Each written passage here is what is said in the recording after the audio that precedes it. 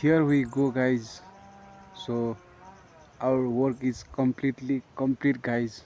You can see my back side, and this is my work completely complete, guys.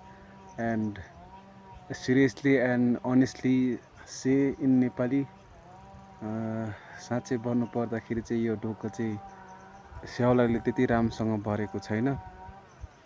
अनि पुरै मेरो concentrate, मेरो पुरै फोकस चाहिँ यो भिडियोमा मात्र गयो, यो ढोकामा गएन। अनि सो त्यसैले चाहिँ अनि राम्रोसँग नि बढ्नु सकेन, अनि अल्छी नि लाग्यो। अनि टाइम पनि भइसकेको थियो, घाम डुब्नै लागिसकेको छ।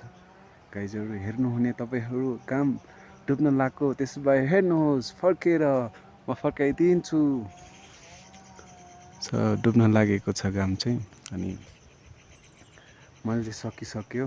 अनि अब चाहिँ यो चाहिँ डोकोको अगाडि यसरी हाल्नु पर्छ, हाल्नु मात्र बाँकी। अनि त्यसपछि अनि यो चाहिँ टाउकोमा हालेर बोक्न बाँकी मात्र। अनि चाहिँ भइसक्यो गाइस। अनि सो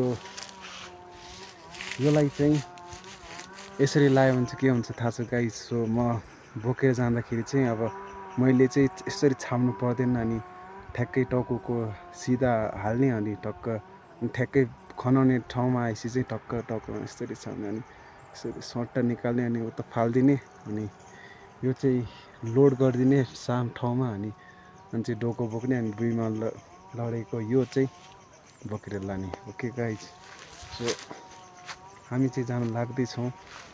सो म तलतिर पुगेर गाइजहरूलाई फेरि एकचोटि चाहिँ सनसेट चाहिँ म देखाउन गइरहेको छु। ओके, सो राम्रोसँग बानी नभएको कारणले चाहिँ यो मेरो लेफ्टी हात चाहिँ एकदम दुखिरहेको छ गाइज।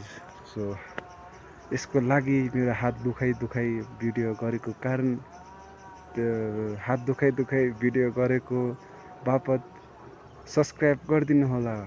ओके गाइज, अब चाहिँ जानेछौँ। मान्छेले देख्यो भने त पागलै भन्छ होला, जङ्गलमा एक्लै छु, कोही छैन, अनि बोलेको छु गाइज। ओके।